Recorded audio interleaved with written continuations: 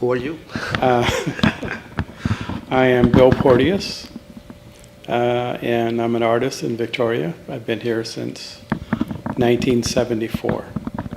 If I go back a little bit, I started coming to Canada in '69, visiting with a friend, Bill Bartlett, who founded Northwest Coast Institute of the Arts and then became director of open space in 1974 when I arrived here.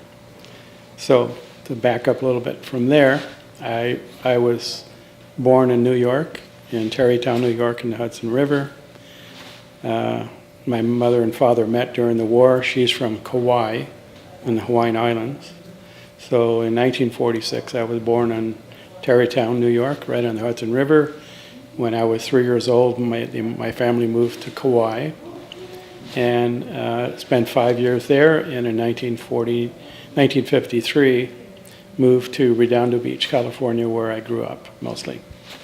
So my art career really didn't start until after high school, because I literally had one art class in high school. And my ambition as a young man was to be a baseball player or whatever. I didn't really know, never really thought about the future then.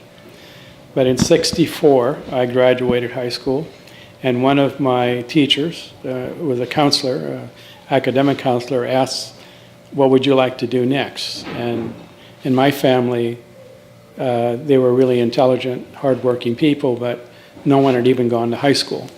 So for me to want to go to college was very different than what my parents were used to. So the counselor suggested, well, what do you like to do? And I said, drawing. He said, well, maybe think about illustration. So I went out of high school the next semester right into junior college at a place called El Camino Junior College, which happened to turn my life around in terms of what I wanted to do. And I was fortunate enough to meet teachers who were also working artists in Los Angeles at El Camino College, namely Andy Fagan, is Andrew Fagan, I call him Andy, unfortunately passed away a couple years ago, and another man named Willie Suzuki, who is, as far as I know, still making art in California. And they were huge influences on me becoming an artist, because they saw something in me that emerged as I started my fine art program that I didn't know existed and was not part of my upbringing. There were no visual artists in my family, but my father was a professional musician, a drummer. So I could play the drums, and I played trumpet in high school, and I had to actually make a decision entering El Camino. Do I pursue music, and they wanted me to be in the orchestra and the band, or do I just do fine art? And I made a decision, I'm just going to do fine art. So, make a long story short, I started my art education. I had 15 and a half units. It was a full-time program with a fine arts major, and had my first drawing class in beginning drawing. And my teacher, after the second week, my teacher was sick, Mr. Suzuki subbed, and he had us do some abstract drawing of a Singer sewing machine, and using charcoal and ink. And during the class, he asked myself and another friend of mine, Jim, to stay after class. And being the person I was at the time, I was very shy and not very sophisticated. I thought, I've already messed up, I have to stay after class, my first class or second. So I stayed after class, and he looked at Jim and I, and he said, well, I'd like you both to register for advanced life painting. And I said, well, sir, I don't have any prerequisites. I hadn't even taken life drawing yet. So he said, well, I'll write you a note. I think you both would do well there.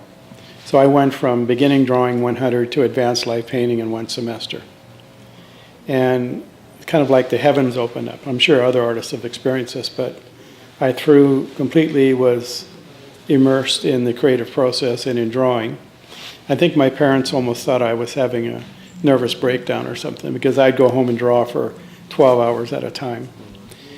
And I hadn't even had life drawing yet, but the next semester I found myself in a classroom with about 30 people, some of them who had been through the Nazi atrocities in Germany. They'd escaped the Nazis on a hay cart out of Yugoslavia. Mr. and Mrs. Ranger, I still remember them. And other people were in the same class were doing 10 by 12 foot reproductions of Larry Rivers' Dutch master paintings. And our first class was Suzuki showing a slide of Madonna's, a painting by Raphael of Madonna on a kneeling model in front of a stage set. So this is what I was thrown into. And I just said yes to everything, right? My mind was kind of blown, even though I grew up in LA and never took drugs. People don't want to believe that, but I was so high on, I guess, what I was doing that it never occurred to me. Now I realize that if I had taken drugs, I'd probably still be taking them, but I never did. Anyway, so in Andy Fagan's class, I took life drawing the next semester, and after 2 or 3 classes, I was doing 12-foot drawings, 6 feet high, of figures I'd make up out of my imagination. And that's what I would bring in the class as a sketch. So after about the second, third week, Andy looked at me and he said, "Would you like to learn how to cast bronze?" The old Italian. I said, "Yes, sir." So he handed me, literally over my shoulder, he hands me some wax and an Italian tool for sculpting the wax, and then a set of keys to his studio. And he goes, "Make something tonight because we're going to cast tomorrow. And here's the keys to the studio. You can work with me and I'll show you, and then we'll see what happens." So this happened. I just said yes. I never thought about it. There was no pay involved, but I got to hang out with pretty accomplished artists and learn from the inside out, learn bronze casting. We did lost wax casting at a studio in Hermosa Beach that the studio belonged to a man named Rico Lebrun and George Goyer, who was his foundryman. And as I was working in the summer, the LA County Art Museum curators were coming to our little studio in Hermosa to borrow work for Rico Lebrun's retrospective at the LA County Art Museum. So this was kind of my start in what artists did. And Andy kept telling me art happens in the studio, that you go to school and you become responsible for your own education, and you pick everybody's brain. You learn what you can and then do everything they ask, and then have your own studio, kind of do your own thing. So that's kind of infected me right away. So I did that for a whole summer.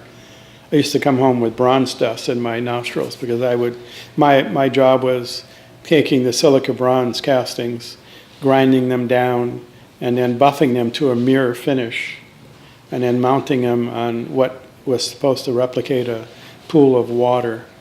And we worked on a complex of car mechanics that were all Italian-trained car mechanics. They only worked on Ferraris, Maseratis, and Lamborghinis, and they had a spray booth. So I sprayed 7 coats of black car lacquer and clear to make it look like a pool of water. And then we mounted these beautiful gold and bronze colored sculptures on them. And then we put them in the Palette Fairley's art gallery for Andy's show. So that was kind of like, I was 18, 19 years old at the time. And that was my first experience with any art in a real way. So we could go forward a little bit. I completed a year at El Camino, took a year off because I got tired of going to school. In '66, I worked for a year at Douglas Aircraft, helped put together DC-8 airplanes, learn how to rivet. I could read blueprints.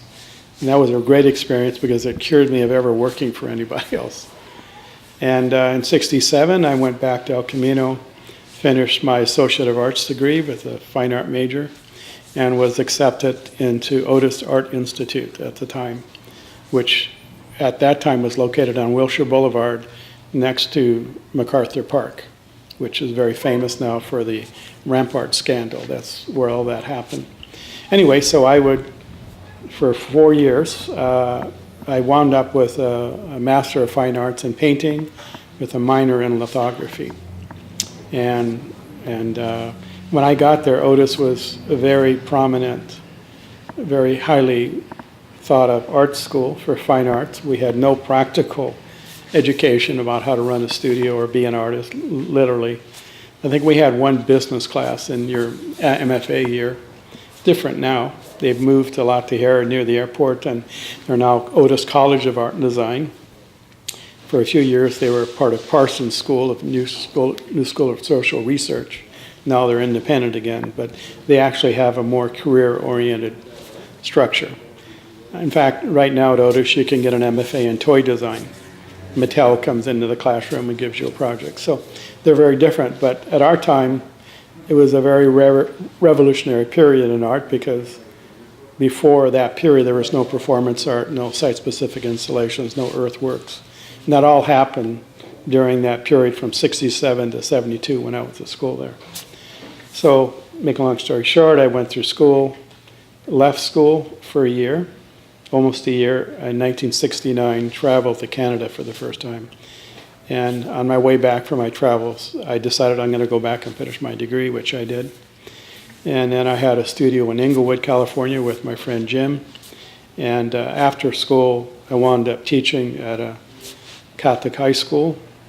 Started showing work, entering competitions, got some work collected by universities. And then my friend Bill Bartlett had moved to Canada, and he asked me to come work for him at his art school, which is Northwest Coast Institute of the Arts. So in 71, 72, 73, I would visit. Actually had a show at Open Space, I think in 72 or 71, a drawing show. And then in 74, I immigrated and literally lived on Bill's couch because there wasn't a lot of money involved. It was when I think back of it, having 2 kids now and been remarried, it was a crazy thing to do. Now it seems crazy. At the time, it seemed very reasonable. So I came up, again, long story short, or condensed, when I was working with Bill, the school was a great idea to provide art education for people, but not very practical. So Bill, in the meantime, had kind of invested a lot of his resources and his wife's in the school, and it wasn't making it as a business. So that's when I met Joe Kyle, and Joe Kyle and I worked together and found a way to close the school up without everything being lost, which was a good thing. Bill, in the meantime, became director of Open Space, which is still going. In fact, Bill's responsible, I believe, for the continuation. He managed to get a national grant to buy the building they're in. And then I became director overnight of the college that he had started. Joe and I put that to bed, so to speak, afterwards. And then we looked at each other and said, what do we do now? And we agreed we like working together. Jack Weiss had come into the picture at that time. And Joe and I said, well, let's do our own college.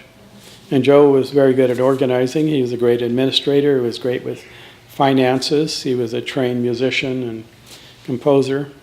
I was the artist. I had the art education. And so I kind of helped develop and steer the curriculum. And then we brought Jack Wise in. And so Jack Wise and I and Joe basically founded the Victoria College of Art together. Joe was the administrator at the time. He had the vision to create an art school, and he had the financial acumen to juggle things, to keep it all together. What Jack Wise and I did, and then Jim Gordonier later, was we sacrificed the kind of salaries we could have made at UVic or at Camosun to do this vision of an art school that was based on learning by doing and working with artists in a way where you modeled what you taught. So it was a crazy visionary idea. And literally, when Jack and we picked out our rooms, Joe found the college, which is still there on the Bank Street, and Jack and I were invited to go there. Which room do you want to teach in? So Jack picked one room, I picked the other for life drawing. And then we needed a painting teacher. So Jim Gordonier literally walked in the door one day. He just moved from Orangeville. And so Jim and I and Jack worked together as colleagues with Joe, and Joe was the administrating everything. And we managed to, I think we started off with 7 or 8 students. And then over the course of a few years, we had a first and a second year program, and maybe, 30, 40, 50 students in each year. And then it grew from there, and then we started doing I think Joe instituted night classes as in the 80s. So I was there from 79 or 75 to 1992. And during that time, I taught life drawing first and second year. I taught design. I developed a design course, and I also invented or did my version of a contemporary art history course. I'm not an art historian or a scholar by any means, but I have enough knowledge to get by. So I would, it was kind of funny because for another $50 a month, I used to make all the slides from scratch. And at the time, the school didn't have a camera. I had my own camera. I used to go to the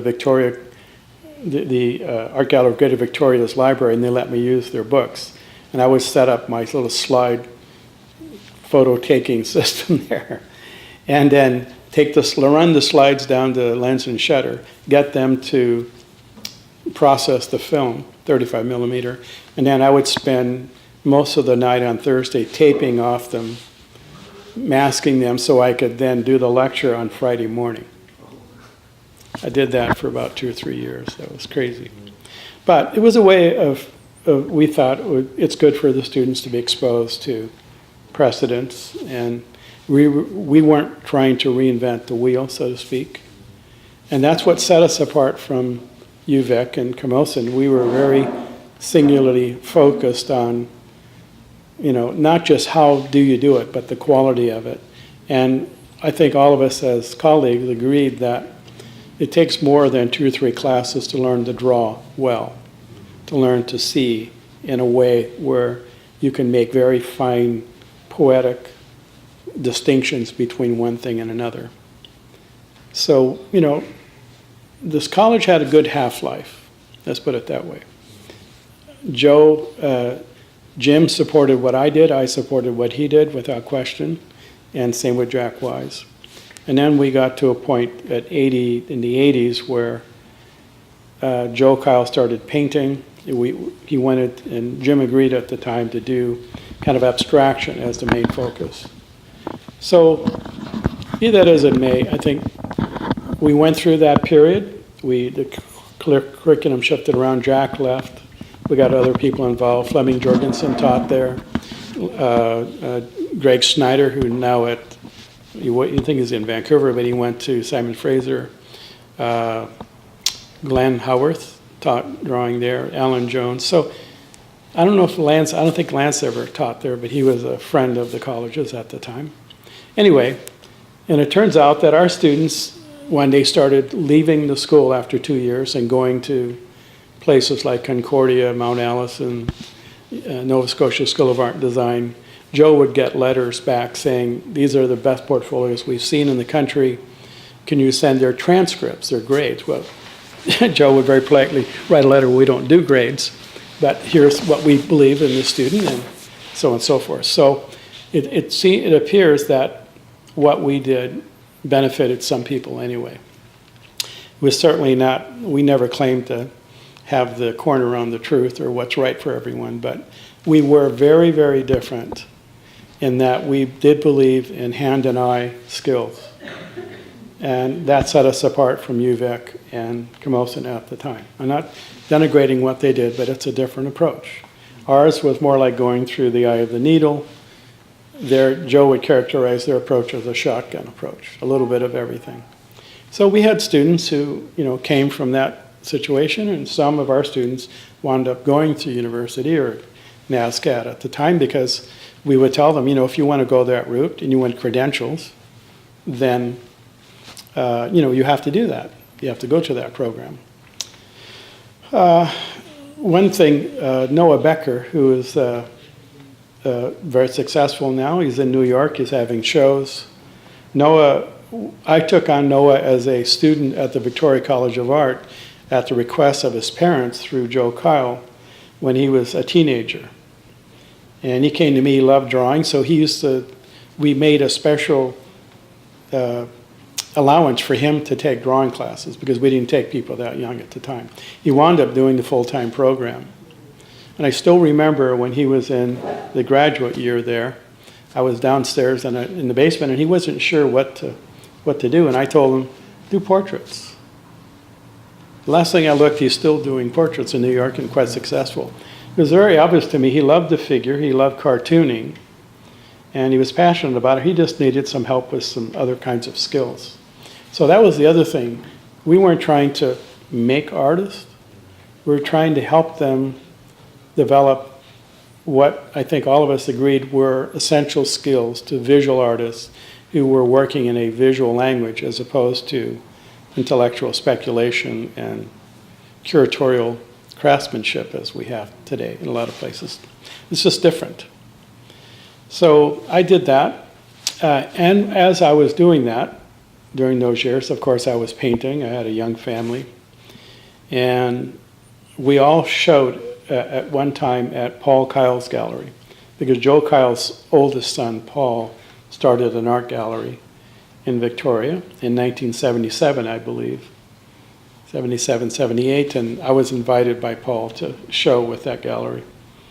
And I had a show at the Backroom Gallery in Oak Bay in 77, and had some success. And then when Paul asked me, because the whole faculty were going to work with him. And Paul grew up knowing, Jack Shadbolt and Tony Onley and people like that. So we did that, and I had 2 shows there, I believe. And then there was, things happen without going into the gory details. Often happens when people start off, it's very altruistic. Business comes in, things sell or don't sell.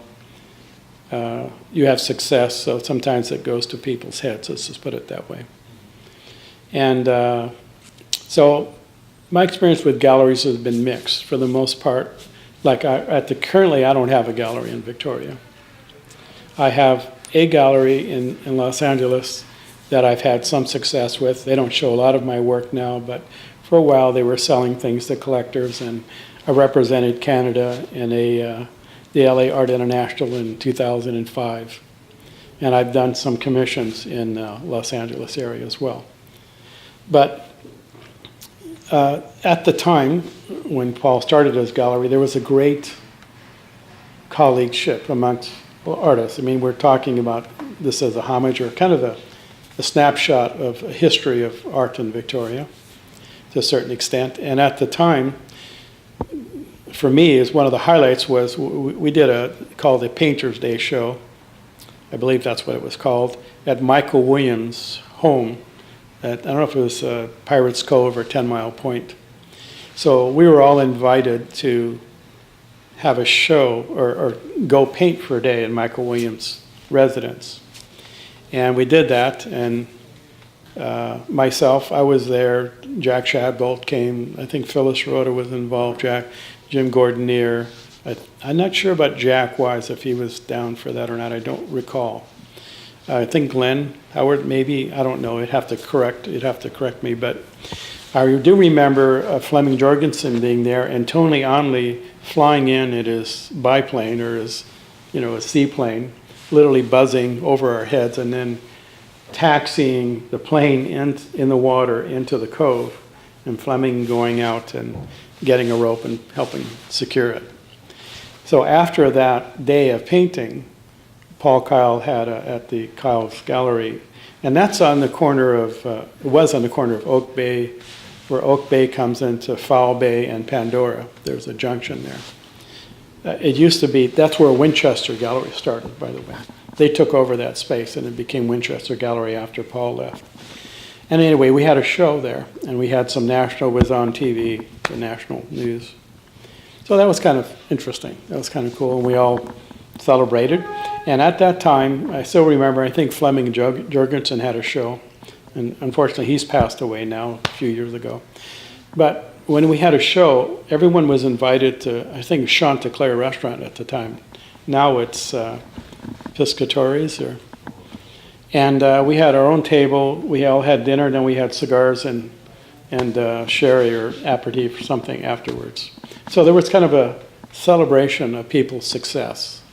Same thing happened when Jack had a show. We would go to Chinatown, and an artist named Lynn Chinchak, who was a great artist in his own right.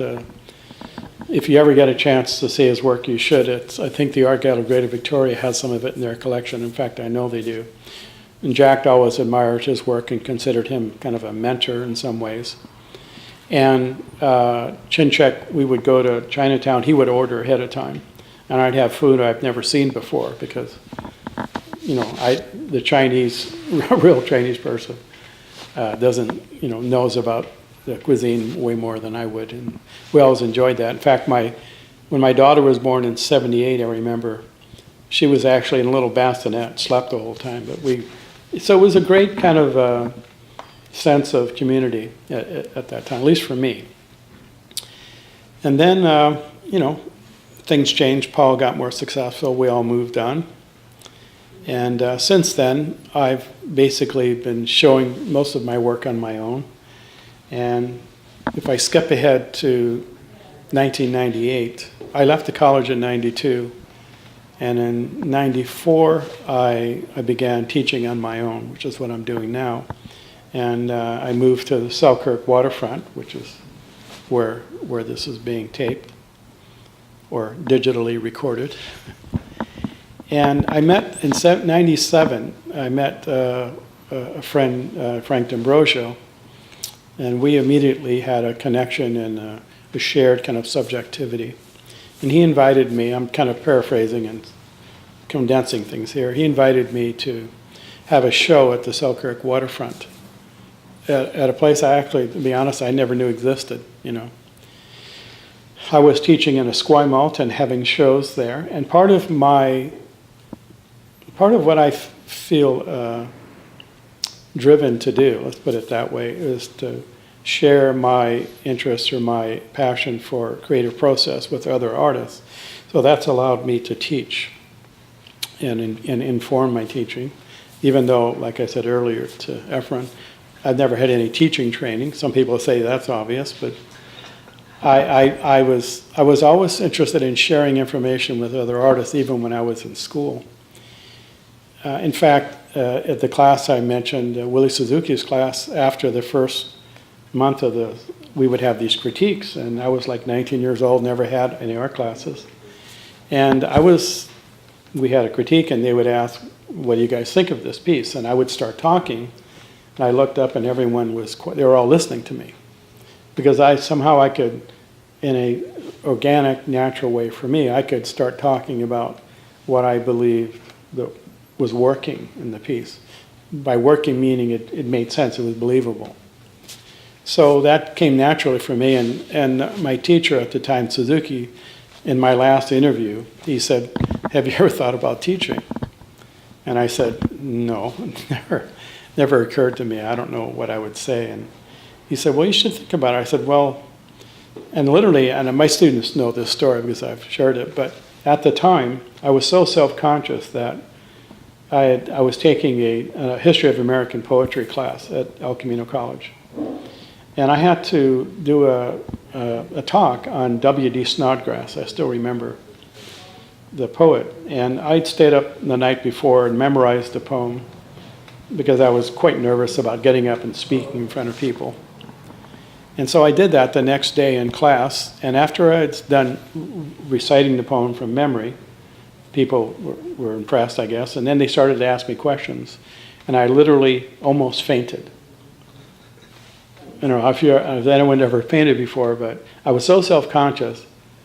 I started saying yellow and blue, and my teacher leapt up out of his chair and helped me sit down and put my head down before I fainted, because I was overwhelmed with, now everyone's looking at me there, what do I say? In our class, I could talk for hours, and no problem. So when my teacher said, you should think about teaching, I said, no way, I can't even talk. And he said, well, no, you'll be all right. So, if I leap ahead now to 98, I had started teaching on my own, and I left teaching completely except for private lessons. And in 98, I rented about 900 square feet at Esquimalt in a hub storage center, made up my own brochure and offered classes, and I told my wife, I'm going to do what I've always wanted to do, which is do things in the way I think are the best, as far as I can see, for people who are aspiring to develop artistic discipline. And so that really, kind of like cold water, like I actually have to decide now, what the hell do I really mean, and why do I want to do it this way and not all the other ways? So that was a good thing for me at the time.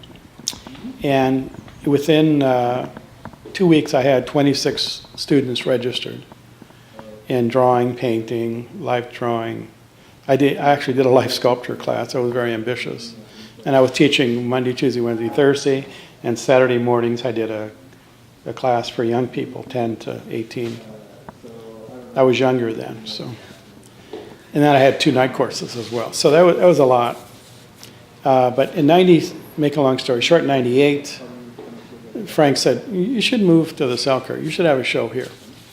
So at the time, I was able to leave Hub Storage Center because that wasn't really working as a space for me. And this was a better opportunity. So I had a show here, and I invited Lance Olson to show with me.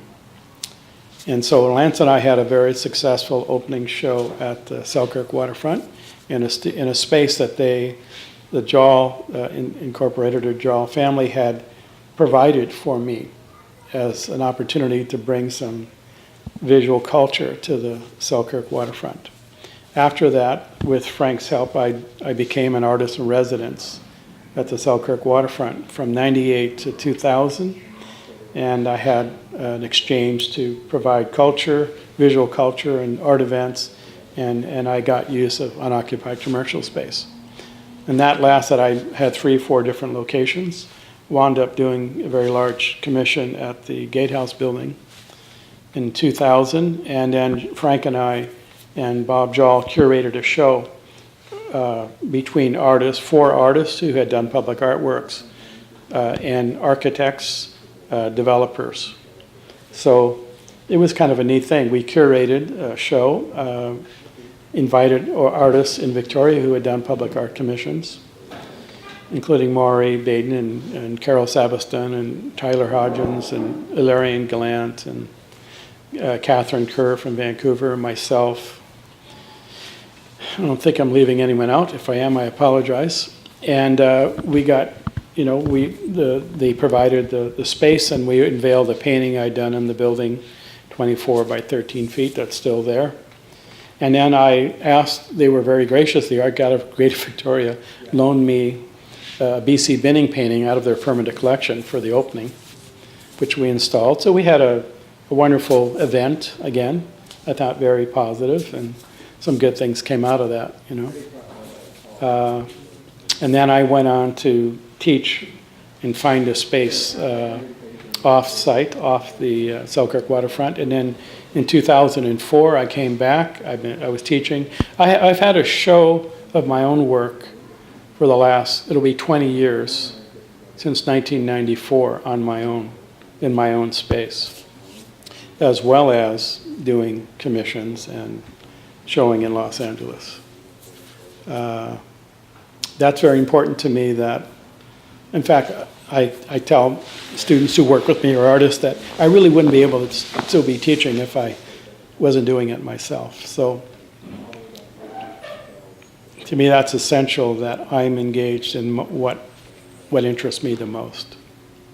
And right now, that's painting. And as some people may or may not know, in 2008, I started doing some fairly large commissions in Victoria. And I had the opportunity through Frank and Jall Holdings to do some very large art pieces for the Atrium building. I did a 500-foot painting, basically, from Yates Street all the way down Blanchard and up Johnson Street. I mean, it's a great kind of commission to have where people trust your vision. They provide you with the budget, the assistance, the pragmatic aspects of it, and then you go there and you get to manifest your vision. And that's what I did with that painting. And I also received the public art component was the floor and the sculptures that are there and the Core 10 piece that's outside. So that was all part of one commission.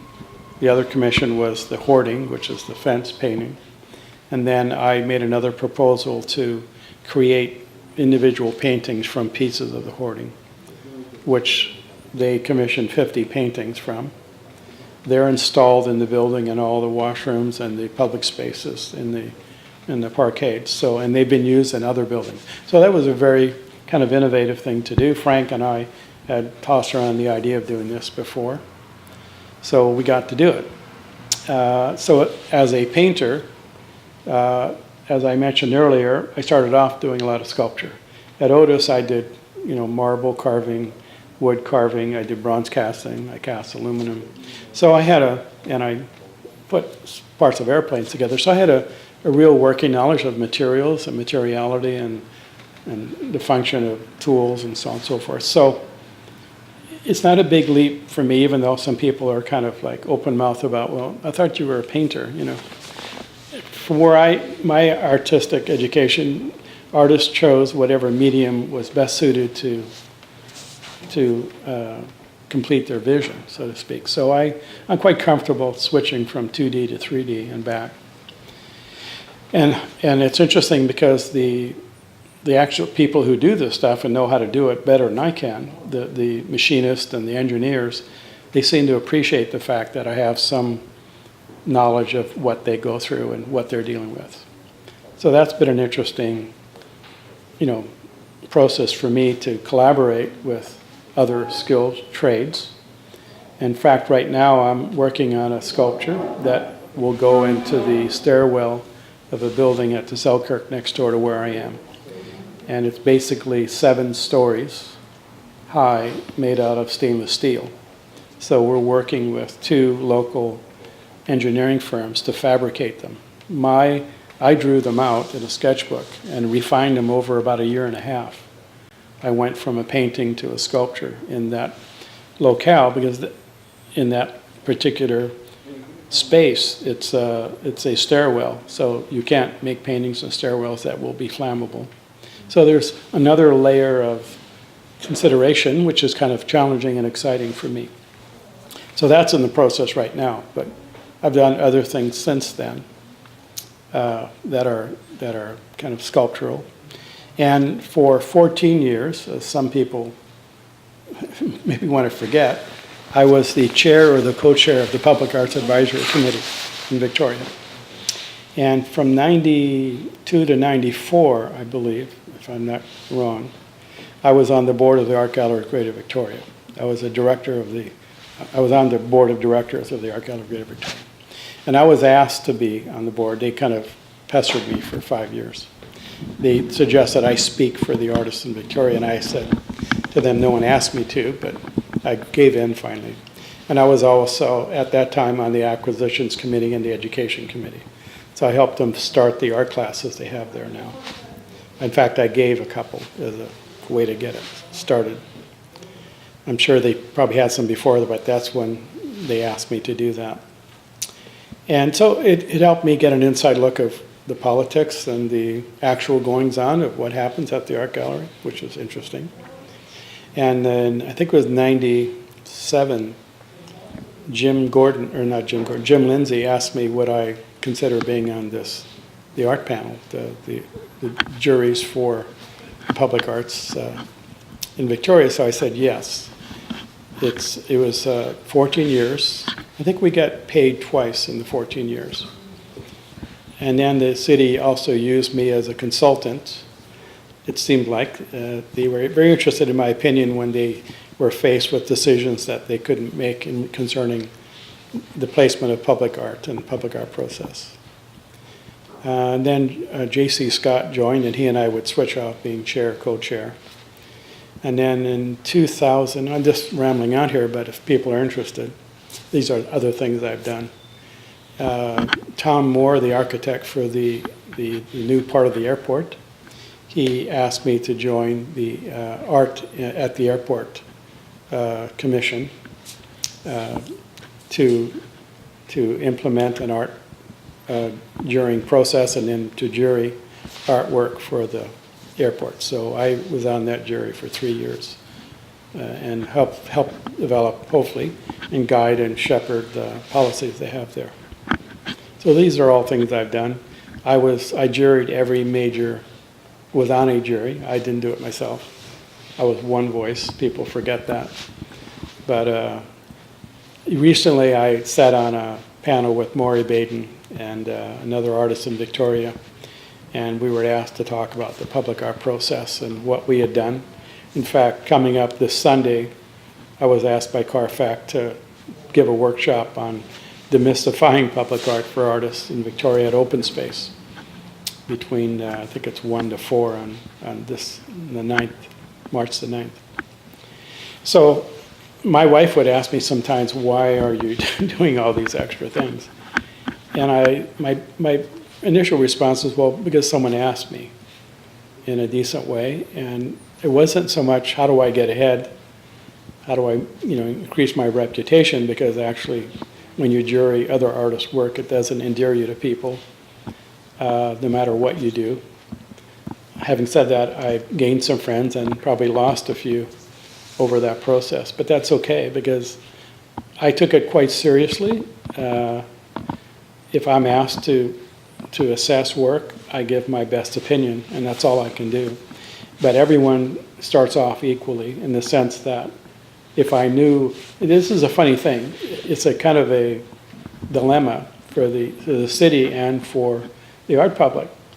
On the one hand, if you've been here around as long as I have, I've been here since '74, and in teaching the way I have, and I taught at UVic and I taught at Camosun for 11 years, how would you not know people? A lot of these people submitting work were my ex-students. Tyler Hodgins is one. So on the one hand, that gives me firsthand knowledge of, what people are capable of, what their background is, and so on and so forth. So the city would ask us, who do you think we should let know, or we should invite, because I think that's an important thing to celebrate and to acknowledge the artists that are here, as well as make it an open competition. And on the other hand, they go, well, you're going to be prejudiced for these people, you're going to be biased, and then that, to me, that I kind of take personal umbrage against that, because I think I have the ability to set aside whether I know someone or not, whether they're my friend, and look at the work on its own merits. And I trust that my colleagues and my fellow members on the juries could do the same. But that is, when the public doesn't agree with the choices, those issues become more, people question what is the motivation. And since this is let's put it this way, I think there's a huge gap. I think that art is essentially an essential part of the human spirit, and always has been. I don't think it's ever going to go out of fashion. And I believe that more than ever, we need more art, not less. And I believe that artists need the greatest degree of creative latitude or freedom that we can provide them. Having said that, I think as artists, we're kind of our own worst enemies in some ways. Because we believe, because we're sensitive and we have deep feelings about things, we seem to forget sometimes that everyone I know has deep feelings and is sensitive and has joy in their life and tragedy and is concerned about the environment, or you know what I'm saying? Like, I don't think we're any more special in that way than anyone else. So I think a lot of artists think because they're doing their best and they're sacrificing to do it, that when they present work for a jury, we should automatically like it or relate to it or champion it. But whenever you enter a competition, and I entered my fair share in Los Angeles, I entered a lot of all California shows as students. That's what we were kind of encouraged to do, and did okay. But I realized either if you're going up to be juried, you're either going to get it or you're not. And whether or not you are successful may have nothing to do, or little to do, with the quality or the integrity of your work. It could be the wrong material, the wrong fit, the wrong scale, or it could just be politics that you would never see. So I think artists kind of set themselves up for, you know, a problem if they go in thinking, well, I love it, so everyone else should love it. That's not the case anymore. And I think that as an artist, I suffer from what I think all artists suffer from, which is the freedom to do whatever we want. And in the past, the way I read history, artists had a job. They had a purpose in life, and that was to envision mythology, envision belief systems, you know, whether it was the church or to go out into the desert, take some peyote and receive a vision and bring it back to the tribe. You had a purpose. Today, what's our purpose? I mean, I love listening to an interview by Sean Scully, who's an abstract painter that I can relate to, if not admire. And he sat there, and I remember him saying in the interview, he was quite annoyed that he didn't have the same recognition in England as he had in Europe or in the States. And he also talked about the need for abstraction. And his abstraction, I think the interviewer asked him, how important is your religious background? Because I think he was, you know, brought up in a Catholic situation, as was I. And he said, well, it's essential. So in a very kind of high-minded way, without sounding grandiose or self-important, to me that's the only thing there is that I would like to share. It's easy, after a while, as a painter, and you know, the other people who I've looked at who have been interviewed by yourself, they're all great painters. They're all competent painters, let's put it that way. And I keep telling the people I work with who ask me for my opinion, if you can't, if what you're doing doesn't work, you're incompetent. Now, I know Lance and we've talked about this, he may not agree, but Lance to me is highly disciplined, highly skilled, and highly motivated. But he acts like, you could listen to what he says, and it's like, well, just do it. Just let it happen.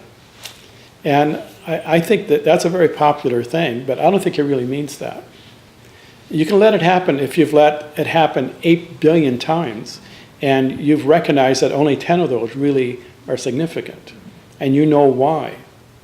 So you need to develop, I think artists have to develop a sense of discernment and really some kind of special knowledge of what they're really trying to do. But coupled with that, if you don't have any aspiration to do anything larger than yourself, or if I thought I'm making abstract paintings so that they can be nice decorations for apartments and condos and buildings, I'd you know, if there's no razor blades around, I'd find a way to slit my wrist.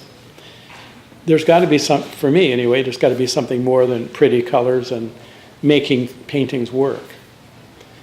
I believe that after a while you can make any painting work. That's easy.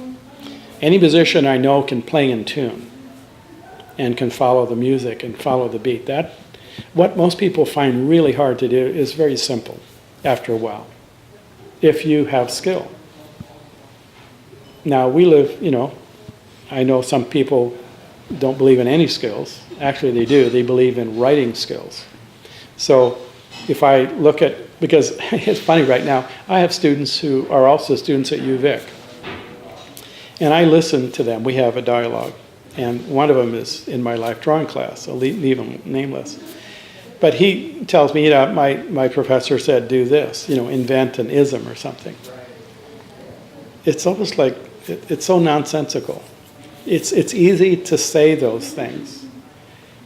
But people are asked, I mean, as an example, if someone comes into a first year university program and they're in computer science, and I'm speaking from this because my son is a computer scientist. He has a PhD in AI, right? And I don't think when he went to Berkeley, he was not asked, what do you think about computer science? Can you reinvent it? Can you kind of, you know, play with that idea? He'd be laughed, he wouldn't last a semester. So in other fields of serious inquiry into the nature of things, it seems like you're required to at least speak in the vernacular, at least absorb some of what has gone on before you can paradigm shifted. And if I hear someone paradigm shifting again, I'm going to vomit, I think. It's not that simple. It's easy to talk about it. So if I have an annoyance is that I read reviews and people's verbiage about, this artist is doing this. In fact, I'll give you a practical example.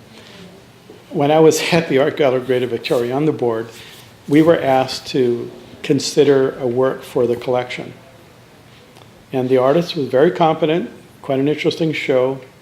And it was the particular painting was of a woman, and all the female figures in the show were from the back or the side, not full frontal nudity, from the back.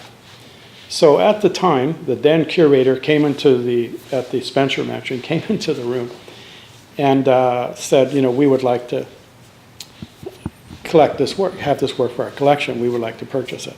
So no one said anything. I raised my hand and said, I have a question. My question was, are we collecting the work because we believe in the artist and we love the work, or are we collecting it because it's a paradigm shifting painting because it's the first time that a female figure has not been, how did they say it? What's the word for it? Exploited, sexually exploited or exploited as an object. And that's what they said in their verbiage. My friend Andy had a great saying for it, bad painting with text. This wasn't a bad painting, but it was a painting that it was interpreted for us. This painting does this. I'm the viewer. Can't I decide? Isn't like, why am I reading this? A nice text right next to it. How can you ignore it? Well, you can if you're an artist. You just think, a bunch of crap. I'm going to look at it, see it on its own terms. Most people don't have that training or that interest. So when I asked this, it was like an affront to the curator. Because, well, what do you mean? You're asking me that. So that's one example of the kind of, the surety. And I find, I agree with Lance in this, I don't really know. I only know what I know. I talk like I know everything, but I don't, and I understand that. But I do believe in certain things, and if I don't believe in, if I don't trust my own knowledge of what I have done and what I've achieved, then what am I doing? Of course you have to believe it. You have to act as if, of course, this is absolutely true. But then at the same time, I go like, I don't know what the hell I'm doing sometimes.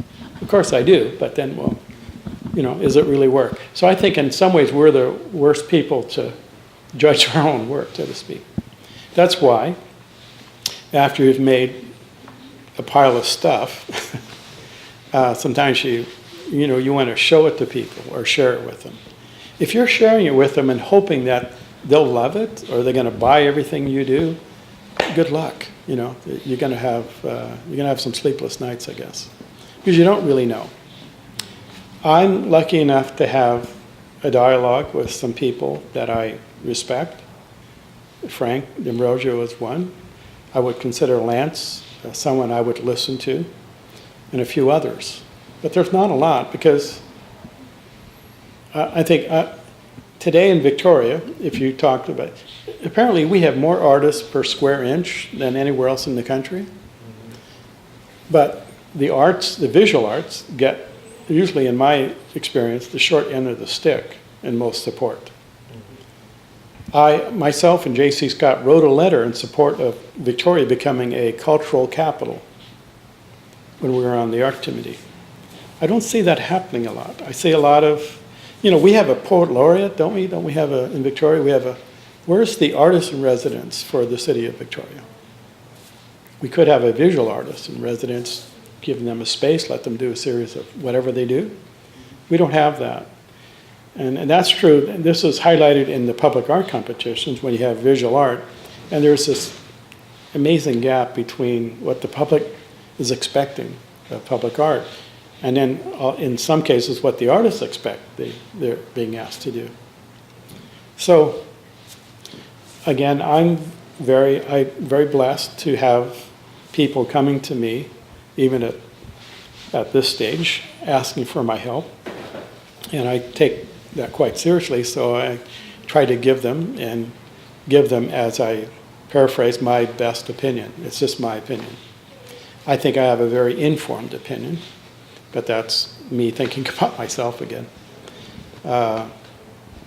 If I had one thing in Victoria that I could suggest would make things better for artists, maybe that would be a good way to cap it off.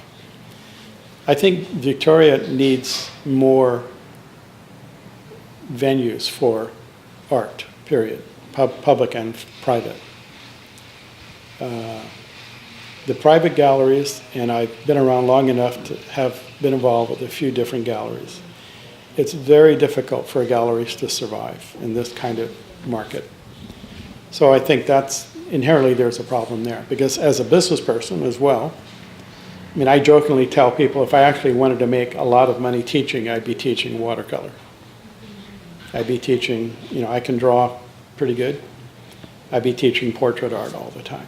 I'd be doing portrait commissions. I'm, crazy. I'm doing what I believe in. And that's all I can control. I can't worry about what other people think of it or approve of it or not. But in galleries, if you're in a gallery and the work's not selling, then you tend to sell what sells.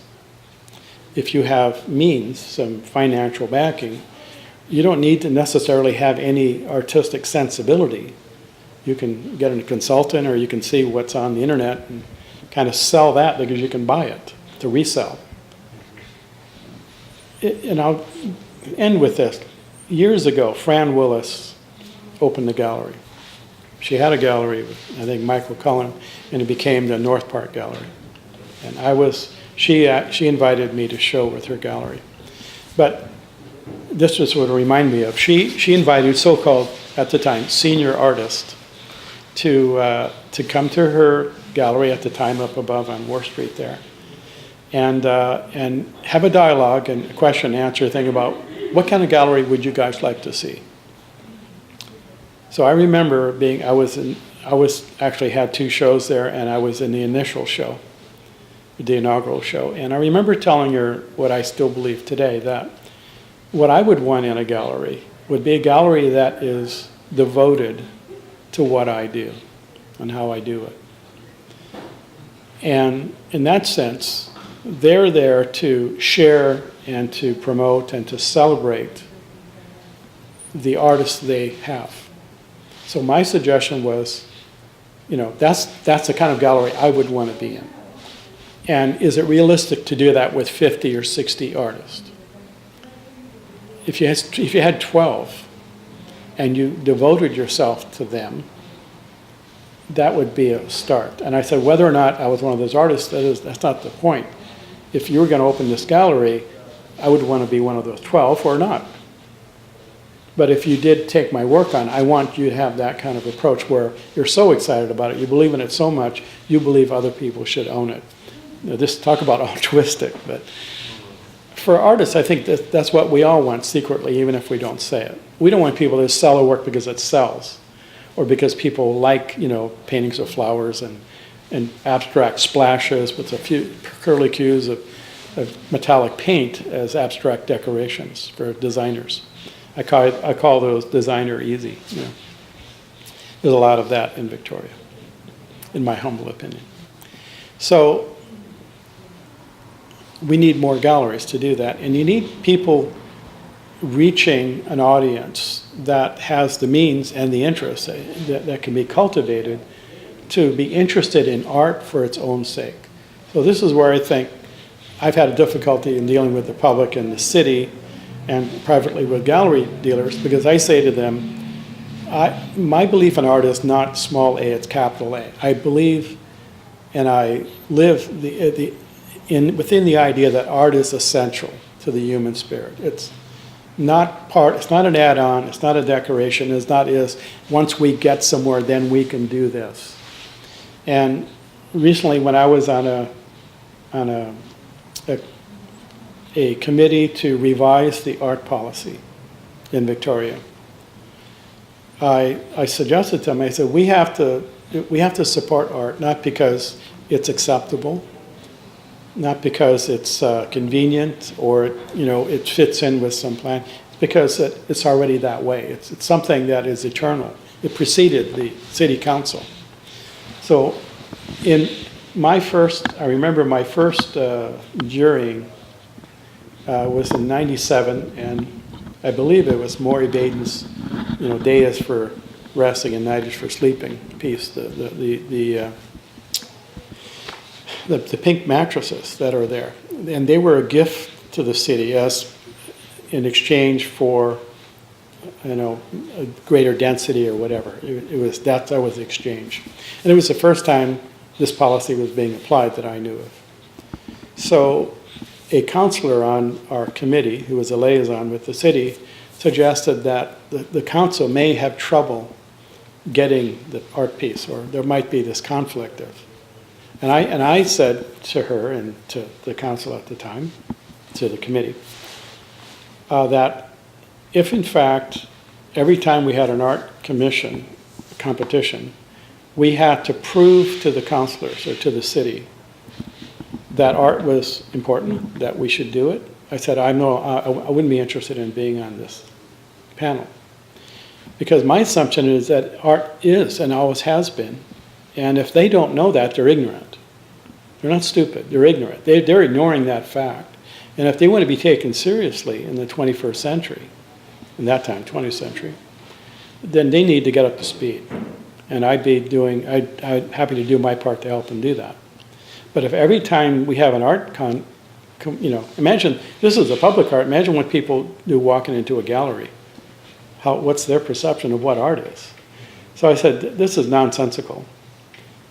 For 14 years on the committee, I said to the council, to their representative, as an artist member and as a committee, shouldn't we sit in front of city council in a respectful, mutual way, get some donuts, get some coffee, tea, and have a conversation and answer or ask a question. Do you understand what we do as an art committee? Do you understand the process, the jurying process, the selection, why we do what we do the way we do it? I offered that for 14 years, and no one ever took it up. I think right now they're still trying to do that.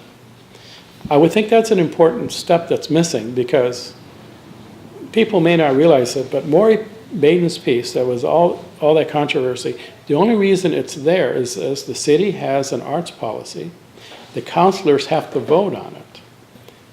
And they're the ones who make the final decision. The art committee, the Art and Public Places Committee, they make a recommendation to city council. We have no authority. The city, I don't think people understand that. They think I've been told, and I've been accused and berated by people who have very little information, I would call them ignorant, that a bunch of us art types got together in a closed meeting somewhere and decided, in spite of the public opinion, to vote for that piece and to put it up. We had, and then I've been accused of, we should be more transparent. I'm so tired of, what's not transparent? The city's there, they have their own council liaison, the doors are open. There's certain things have to be private because the city does in-camera meetings all the time, because you're protecting the integrity of the people involved. Why don't you show the third and second place finishers, right? Well, if they want it, why not? But that's not what most people want. And then if you do that, you open up to, maybe we should have taken that piece and said. So there's all these things that are quite common to any jurying process. But there's this shock, like, oh my God, how did that happen? Well, we had this is a public policy. So anyway, there's these kinds of things. I think I'm really tired, and I think it's a waste of time and energy over so many years to go over the same problems, which are rudimentary. Why don't we get better at discerning aesthetically what has some lasting value, what has some integrity as something that would be interesting 100 years from now, or 10 years from now at least. That's my opinion.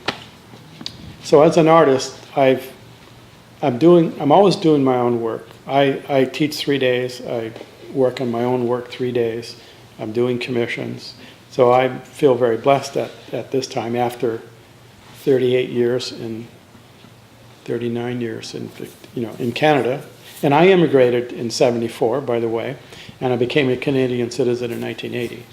So I'm a very proud Canadian, even though I still have a little bit of a California accent, apparently. So I feel honored that I was asked to talk about myself and what I do. And there are some very special artists here, some people I would like to hang with at any time. But I do believe that art is very rare. I don't believe it's a common thing. And I'm not trying to judge or denigrate people who are doing art, but if it was that easy, you wouldn't need any training. You wouldn't need any, you would never question yourself. You just do it. Just buy, all the materials are there.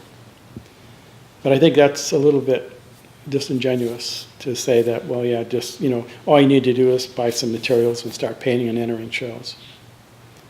I think it's a crazy thing to do. And to the degree that you're doing it for no other reason than you're compelled to doing it, that's a good thing.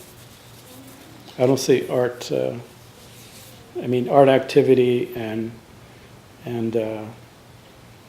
art making is a very human thing, I believe. I think it's natural.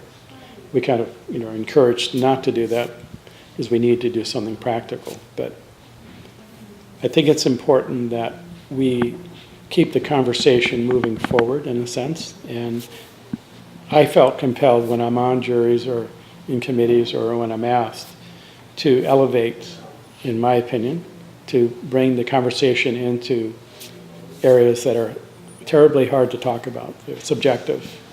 But without put it this way, and I was kind of quoted out of context. It's interesting. There is a blog about, I mentioned in a committee meeting once that the mayor of Victoria at the time, Mayor Lowe, asked me as a chair of my committee, what's my biggest challenge, right? And this was in a circle, and I happened to be sitting next to him in last. And he said, what's your biggest challenge? And I said to him, my biggest challenge is that everyone's opinion is equal.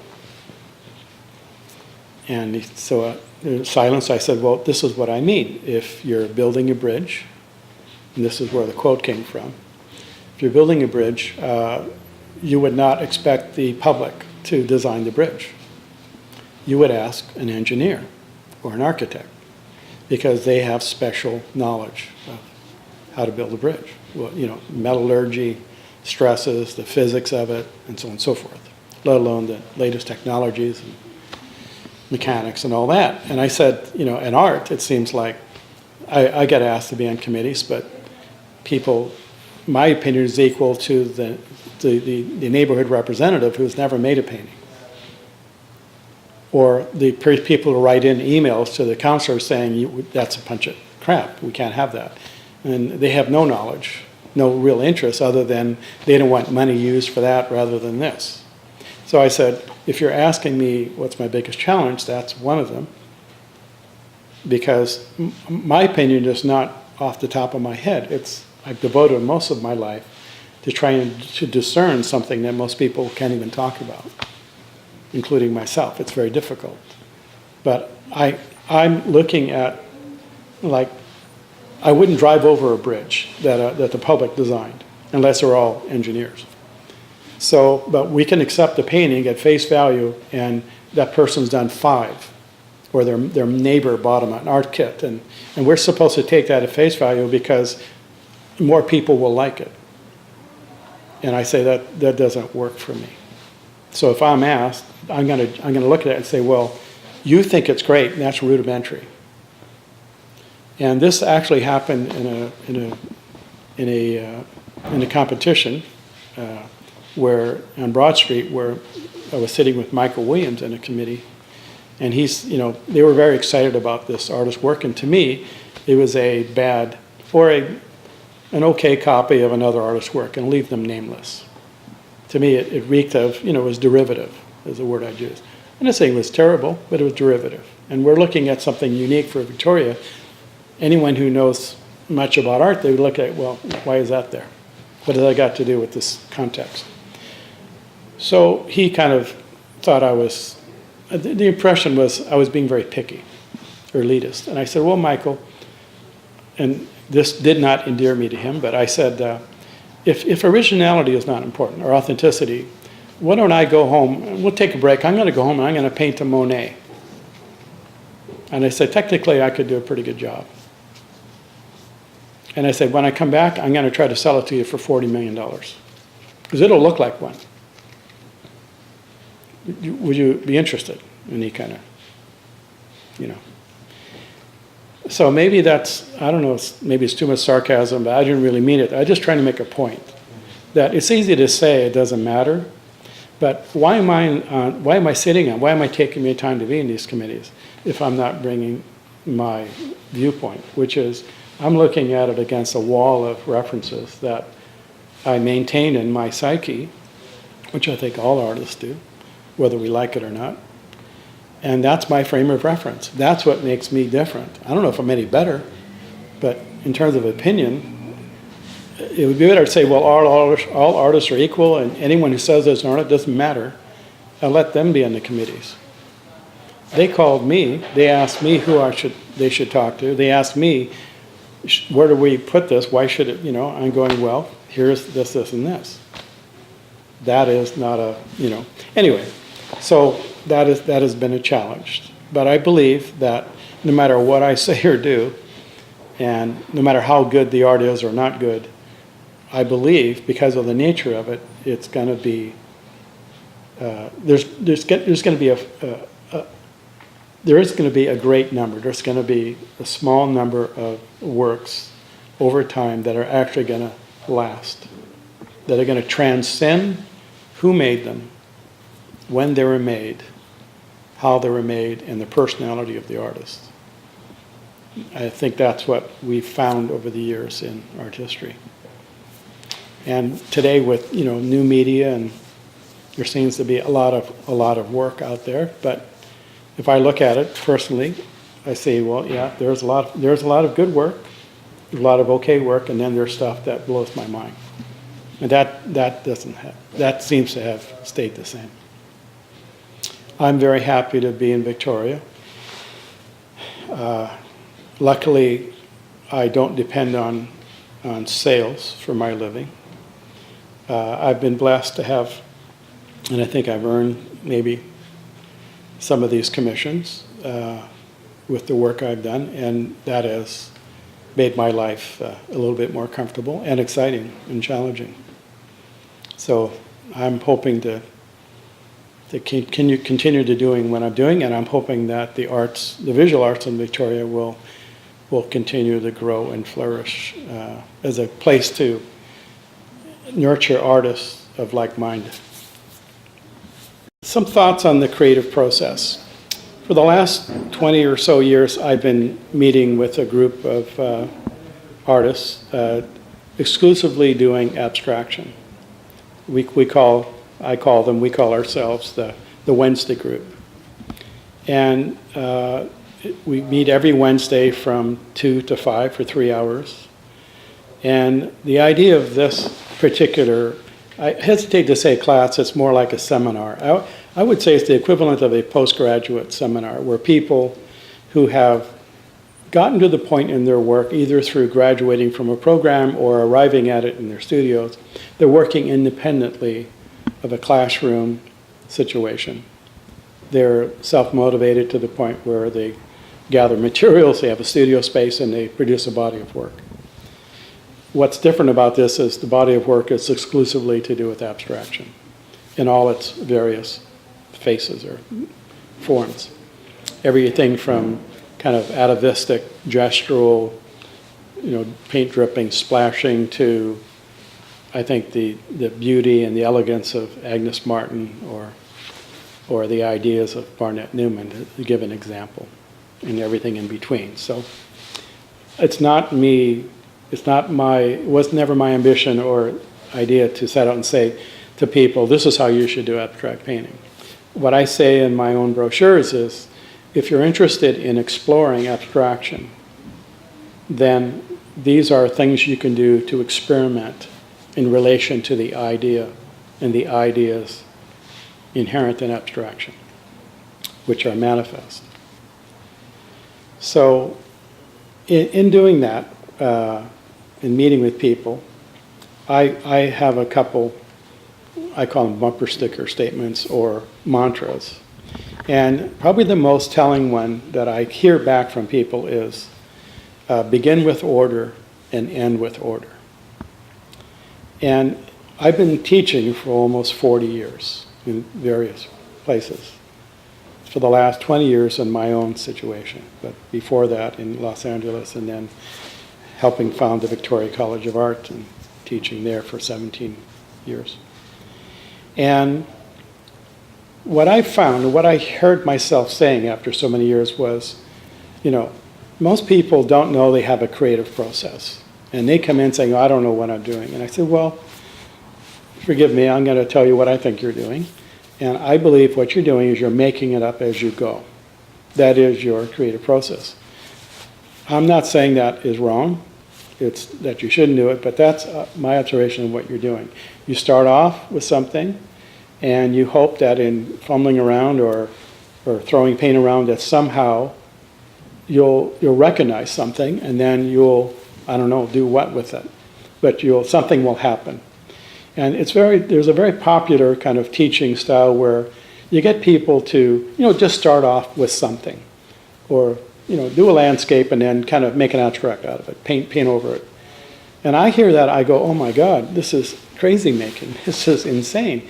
Because the people who come to me I respect, and I go, well, that's the way you've been working. Can I see the pile of work you've developed from that approach? Because in my experience, if someone is successfully arrived at a creative process, you couldn't keep them from doing it. They're not eating because they're buying so many supplies, they have to keep painting or keep sculpting, whatever they're doing. And I just find that it's easy to say these things, but in reality, they don't hold water.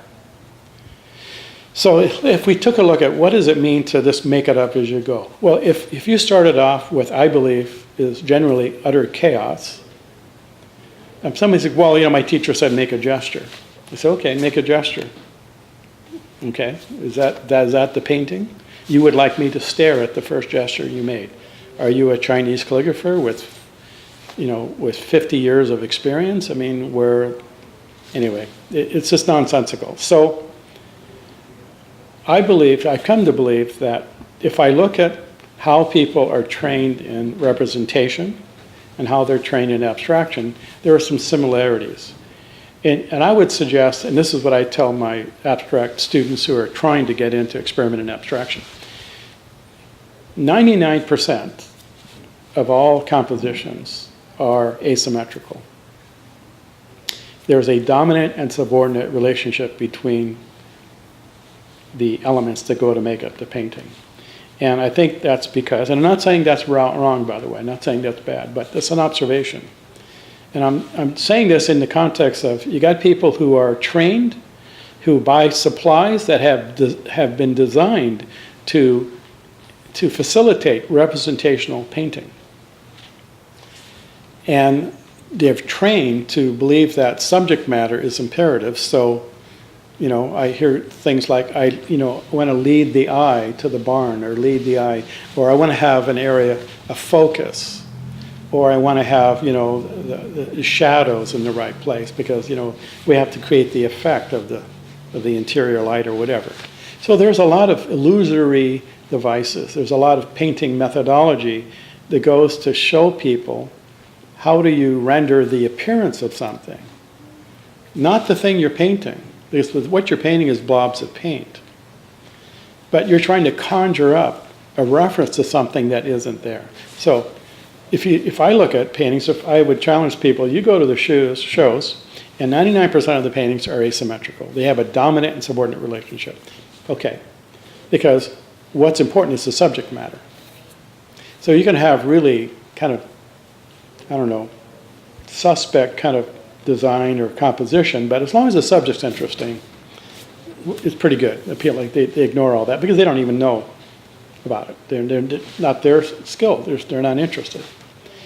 So if you want to do abstraction, but you're using the format, the compositional idea of representation, I'd say, well, why are you doing that? Number two, in representation, I don't care how big the canvas is, you're always dealing with a piece of reality, never the whole thing. So if that's the case, why are there really brilliant representational paintings? Well, because they're brilliant lies. They're so well conceived and ordered and composed that you forget you're looking at a piece. And again, I'm sure people have opinions about this, but traditionally, the underlying compositional structure is based on the idea that you're looking through a window into space. There's all kinds of hybrids of this. I know people are going to write in. There's flat paintings, there's posters, there's flat in space. They've all come from, the Renaissance, basically, and linear perspective, and they've been altered by introduction to other perspective systems or other spatial ways of relating things. Being that as it may, if we just keep it simple,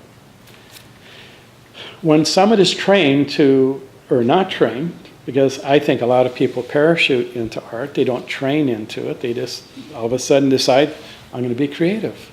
And art's such a wonderful activity, I feel so good when I'm doing it, and the teacher tells me I'm so gifted, so special, because I feel, and that's fine, it's a free country. I don't think there's any harm in that. Don't ask me to take it too seriously if I start comparing it to what I know is possible. And the problem is we have museums, we have collections, we have art, and if we're doing something that is lesser than what has already been done, technically, you better try something else, maybe. Because if I write on the board E equals MC squared and expect to get a grant, I'm naive if not ignorant. So, if we look at you're working from a part of reality, and a lot of the amateurs think, well, artists have this special book or this special map that shows them the great subject matter to paint, the special place to go on the coast to paint the sea or to paint a building. No, it's chaos out there. So in representation, you're going from chaos to order. You're never beginning with order. The artists who have vision, the people I call artists, they have a vision of what they would like to paint. They go out to look for it. That's very different than going out, what the hell do we do today? I'm going to compose something. First of all, most people starting off don't necessarily have any training in composition. I keep telling them, like, what do you mean by composition? Well, how does everything relate and come one? And that one being a new thing greater than just a bunch of pieces shoved together. What about interfacing as opposed to juxtaposing? A lot of people don't think of these things, but they're pretty important in fine art. So that's another thing I'd like to bring back. Fine art, not art. There's a lot of art out there, very little fine art. Fine means where there's a hair's, space between success and failure, and something that is absolutely unshakably coherent and whole, and something that just flies apart in little bits. So you've got, make it up as you go, basically, and without really knowing how to work with what happens, just let it happen. That's another mantra people. Well, just let it all happen. Okay, then you don't need me. And I tell people, people come to me, I'd like to do some life drawing. I said, okay, well, in my class, I instruct, and I just want to let it happen. I go, okay, then I would suggest you take the money you were going to spend with me, go buy some supplies at Opus or Art World or Vic Book or Island Blueprint, and just let it happen. You don't need my opinion. You don't need my permission. So they usually sign up, and then they unlearn all the crap, or they unlearn that drawing is it's not just an activity; it's a discipline. That's why drawing used to be first. And drawing used to be the universal language for art schools. We got art departments, they just get rid of drawing. In fact, they tell you, we'll just invent drawing.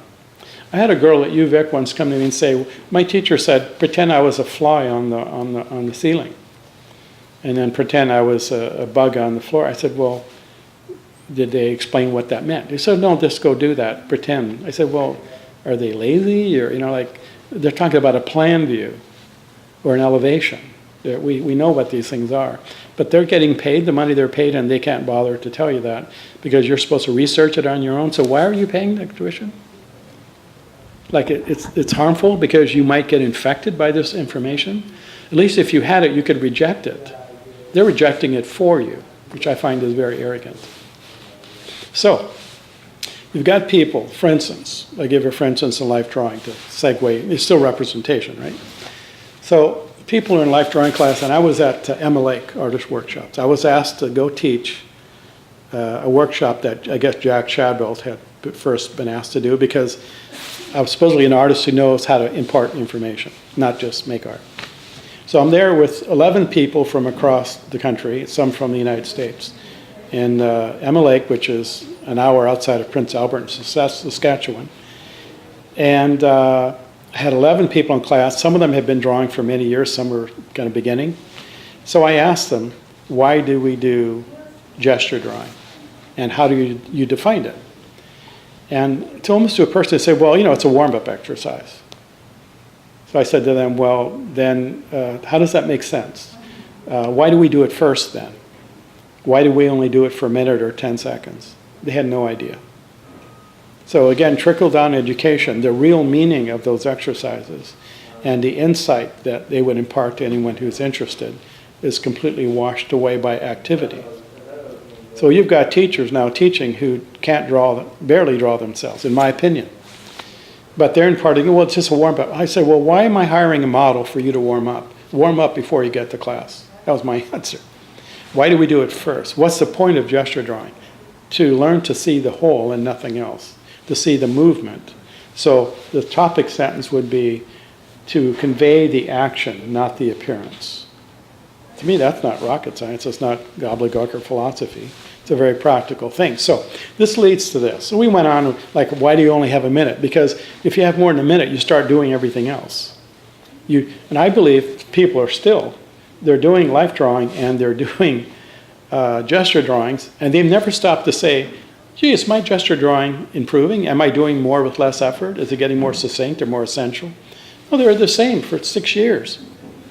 6 months, the same thing. You have no way of assessing. I don't know of any other serious activity that people do where they just like the hamster in the wheel, go anywhere. No one's challenging this, or unless you come to my class, I guess. So I said there was a person drawing in class.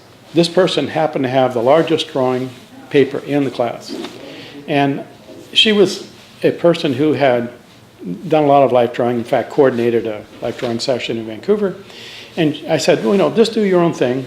If you want some help, give me a call. Everyone else I was instructing. So after the middle of the second day, she called me over. She says, I have a real problem. I have to get bigger paper. And she said, I said, well, why? She said, well, I can't get it on the page. I looked at her drawing and immediately realized it was basically outer contour drawing. That was her style, her method, her approach, which is an exercise, without any understanding of cross contour or what the contours represented. So I said to her, well, can I ask you a question? She said, yes. I said, would you like to get it on the page? She couldn't get it on the page. She said, yes. Yes, I would. I said, well, can I show you? So I picked up the pencil and I drew the entire figure 3 inches high. And it showed everything the figure was doing. I said, well, if you don't intend to draw it, if you don't intend to get the whole thing, you're never going to get it. I don't care how big the paper is. That's the discipline part. You have to train your eye to see and to isolate everything but the movement. And then, over time, educate yourself to, here's another question.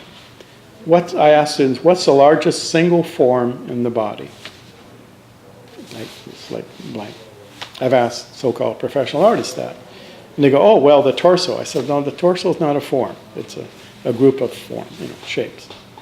And they don't know what it is. Well, it's the rib cage. It's the largest single form in the body. Well, they don't even know what I'm talking about because they have no form conceptions. So what people do is when they do life drawing and they do gesture, this is getting back to creative process. their creative process is they make it up as they go. And if they draw the way they would normally draw, which is to copy the outer edge without any understanding of what it represents in 3 dimensions, and copy it faster than they normally would. And I would bet a dinner, if you went to life drawing, so-called life drawing classes, which are drop-ins, and I had nothing, people get the wrong impression. I love drop-in life drawing. Go there and study and practice. If you go there and just as an activity, nothing wrong with that either. You have coffee, you get other people who like art, but it's not helping people who are serious about learning to draw. Not unless they go with the attitude of, I'm going there to make use of the model and practice these procedures or this method that's going to lead me to greater and greater freedom and understanding. So I can just do whatever I want I can do it backwards or forwards. If you can't make it work every time, you don't know enough. So they go and they're doing the same thing over and over again, hoping different things will happen. We call that a neuroses, right? It doesn't happen. You need a different understanding. So if you look at abstraction in this regard, in the creative process, if people go from representation to abstraction, first of all, I'd like to say, how do you know you want to do abstraction if you don't know what it is? Because I think that's a good question. I want to do abstraction. Okay, well, what is it? What do you mean? That's what I'm here for. I said, well, you want to do it. Why do you want to do it if you don't know what it is? So what do you think it is? Well, I can be free. That's one example, right? There's no rules. I can just let it all. I say, okay, then again, you don't need me. Like, why aren't you doing that then? Why aren't you get a blank canvas or get some colors and be free? So when you actually question and have a dialogue like, what are you actually saying? So I'm a pretty good listener in that way. I hear these people, I go, did you just say that you should just let it be free? Just let it happen. Oh, yes, I did. I said, oh, well, is someone standing over you not letting you do that? Did someone take that money you spent at Starbucks and you could have bought a tube of paint and some medium? Well, what's medium? Oh, well, you see what I'm saying? So there's a complete ignorance on their part. And God help them. No one has ever pointed this out for some reason. But they've been in 5, 6, 7 classes. And some of the art supply stores, I'll need them nameless, well, you can apparently you can take a weekend workshop and learn how to do an abstract painting. So you don't have to buy one, you can just make one of your own for your house, you know. That goes on, but that has little to do with what I'm trying to impart. So I say to people, begin with order. Well, what's the order? Well, the order, in my case, is symmetry. Because symmetry works every time. It's not something you have to try to do. You start off with it. So rather than starting off with chaos, rather than starting off with a piece of reality, rather than starting off with, I'm just going to let it happen, see what happens, and then not know what to do with what happens or not know what happened, I'm going to start off with an intention to start off with an order, to modulate that order, and then end with order. And that's what I provide a context. So I tell them, if you trust me, and you got 21 hours during the day when I'm not here. So if you, for 3 hours a week, you can trust that I'm not trying to jerk you around or turn you into something or tell you how to paint because you're asking me to tell you stuff. You're paying me. This is what I would suggest. And I will give you a very small box to work in. I will absolve you of the problem of what do I paint. And the same problem is in representation. People come in, I'm going to paint a still life. Okay, set up a still life. Well, no, I don't know what do you mean? Do you have anything I can paint? You're not curious about things. What do you mean? I said, well, you don't know what would be interesting to paint? What interests you? I don't know. So we take this for granted in representation, like how should the model pose? So we put the onus on, well, the model, they didn't pose very well, so the drawing's not very good. I tell my students, if you need the model to draw a figure, you don't know enough. You shouldn't need the model to copy and know where things are. You should already know that over time, not in 6 weeks, 6 years maybe, 4 years. So you study. So when you get to the model, Someone said this the other day, well, if I know how to do that, why would I need the model?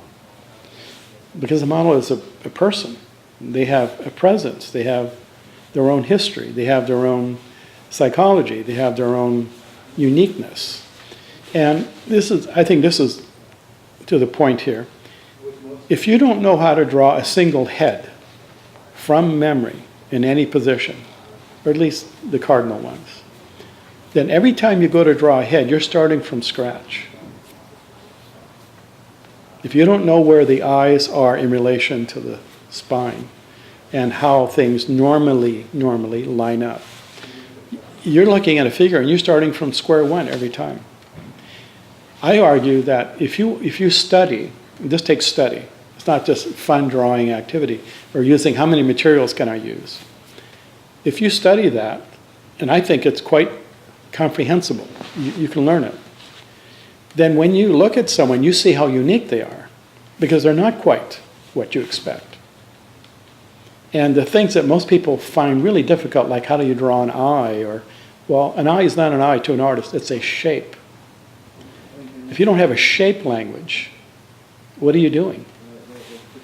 So I say to them, as an artist, and I'm not the only one saying this, obviously, it's historically relevant, I think, and has many precedents. As an artist, I don't copy what I see. I decide what I see. And if I'm looking at an arm, if I try to draw ARM, it doesn't work. So I say, what shape is an arm? An arm could be a cylinder or a cone-like shape, and then it becomes more complex because the cone is squished at the wrist, or there are bumps on that cone. But if I start off with that, then I can say, okay, what shape is it? What's its orientation? Is it straight on to me? Is it moving forward? This would be easy if it's just like this. This is very difficult on a flat surface. So I decide what shape it is, what orientation it is, what value it is, tone value, light or dark, what color it is, what surface it is, so on and so forth. So I have a big vocabulary. And then I choose an appropriate visual element to represent it. Now, does that automatically make it great art? Well, who the hell knows? But it would make it competent. It would make it, what most people find almost impossible to do, would be easy for you. It'd be child's play. Just getting things in the right place. Getting them oriented. So, if you got to that level, in my experience, wouldn't you be encouraged to push things further? To be more subjective? To take more risk? If you had such a solid technical and conceptual foundation that you could take something that's scrambled and make it solid and then tweak it. So if you can't make the whole first, it doesn't matter how many times you divide it. You still got a bunch of pieces. I think abstraction's the same way. If you have no whole conception, and this is very difficult for abstract painters in the beginning because they don't know what the painting's supposed to look like. They have examples. It could be Jackson Pollock. It can be, like a bunch of paint strokes, but then after a while, that's like almost by rote. Why does this paint stroke painting, all these gestures, why is that one better than this one? So you have to develop some sensitivity to what the picture might look like and why it matters if it's 6 by 6 feet or 6 by 6 inches, or why if you do one layer of blue first and then another layer of red later, why if you reverse that works better. So there's a lot that we can't talk about in one session, but the people I am working with seem to have valued or benefited from this notion that before you paint, you can know what you're going to do, but still, in a sense, knowing what you're going to do in a procedural sense or in a methodology, and having a first-hand knowledge and relationship to materials. And what I say about that is, I think, personally, I embrace the phenomenological properties of paint. What are the phenomenological properties? I think color is a phenomenon. It's not a word. It's a phenomenon, and the phenomenon is temperature, space, psychological, surface, transparency, opacity, all these different properties go up into the word color. But it's an event. And if you become sensitized, I'd say hypersensitized to using materials and working with that and trusting that interaction, you're going to develop your own vocabulary, your own vernacular over time. And so that's what I encourage in people I work with. I don't start saying, well, you're getting a little bit too abstract or a little bit too minimal. That's not you. I say, well, follow where it's leading you, but then take the risk and arrive at a place and then mine that place. And that's to me a hallmark of when someone is actually creatively mature to a certain extent, they deepen what they're already doing. If you go on the internet, and recently I've gotten requests from people to join my group, and they don't realize, yeah, you have to join it, I have to interview you. I've told people recently, no, I can't work with you, or I don't want to. Because I've gone to their webpage and they have a statement about who they are and what they're doing. I mean, well, they've already decided who they are. And they've got categories: abstracts, expressionistic, animals. I'm going, gee, I guess I misunderstood history. And like, if I could do one thing really well and mean it, I'd be happy. Michelangelo wasn't doing cartooning and then, doing an impressionist. And like, isn't it kind of crazy? How can you be an impressionist? They're dead. No, can be impressionistic, which means it's out of focus, or it's not literally, the edges are kind of blurred. So I understand that, but why would anyone ever say that about themselves? So it's naive at best. I can't take that seriously. But they want to be taken seriously because they're presenting themselves to the world as, here, I'm an artist. I just want to have a little master class in this or that, just to polish things up.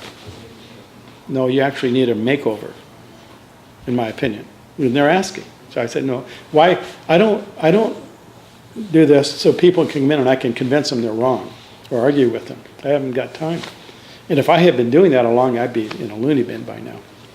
So that's what I think seems to be unique about what I'm doing with these abstract people, that it is about the creative process. And I do say, when people want to do abstraction, I say, well, you're either pregnant or you're not.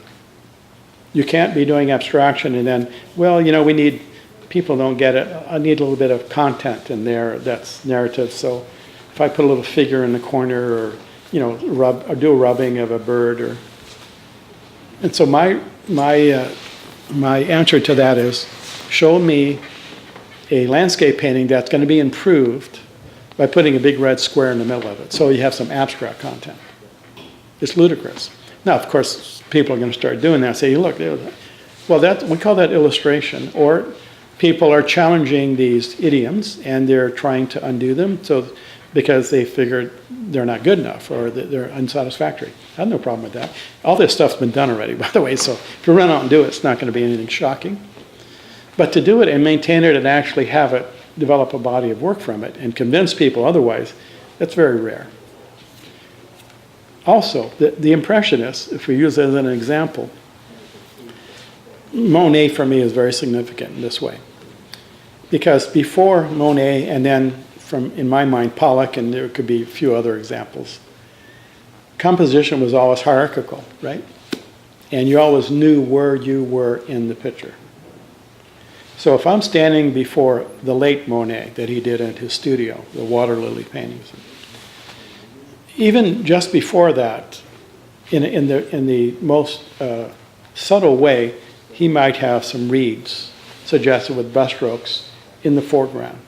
Then you have a field of what would be water. Then the far shore with some indications of foliage or something. So if I'm standing in front of that, I might be looking around for more detail, but I can still feel comfortable like, okay, there's the water. In the later paintings, there's no indication of things in the front, there's no in the middle ground, and there's nothing. It's all a field. Well, if you look at Pollock, if I make a leap here, in composition before this, we knew where we were in the picture. And before the linear perspective in the Renaissance and Brunelleschi and before that, there are other systems for this, like Chinese or Japanese painting. What was further away was higher in the picture plane. It was the same scale, same size, but it was higher up. So we just tilted space up. And in history classes, we used to call it, some of that's akin to Persian perspective, where a pre-Renaissance painting you have, a series of angels or of holy figures. They have halos. And unless there's Michael Jordan here and then Shaq, who's 7 feet, you couldn't see them frontal like this and see them all. You'd have to be looking down on them in reality. So they just, they tilted the space up, or they're out on a grandstand. So that was very effective because those paintings were not about the way things actually looked, they're about an ideal. So you've got now a space kind of, then being realized as, okay, the way things actually look, they look like they're converging to a point on the horizon line. And everyone, we don't have to go and explain in perspective, everyone knows this. But most amateur painters have no clue of this. They don't know why things look the way they do. They're copying from other paintings, which are bad versions of the real stuff. The real stuff meaning it's coherent, and it was derived from a knowledge, at least a working knowledge of how things actually look to the eye from a fixed position. That's another thing that kind of boggles me sometimes. People don't have any of these very fundamental, rudimentary concepts of how a picture is made. They don't know you have to establish a single viewpoint in order to get a coherent picture. Otherwise, you have to invent a picture and start getting into cubist or multiple points of view that'll simultaneously and making all that work at the same time. This is what the amateurs are copying from paintings that do that, but with no understanding of how they came into being. There's no underlying principles. So, looking at Pollock, let's go back to that. What you see is a scheme, and literally it's an undifferentiated field of energy. Undifferentiated. So how can it be a picture? This was the criticism at the time. He can't paint.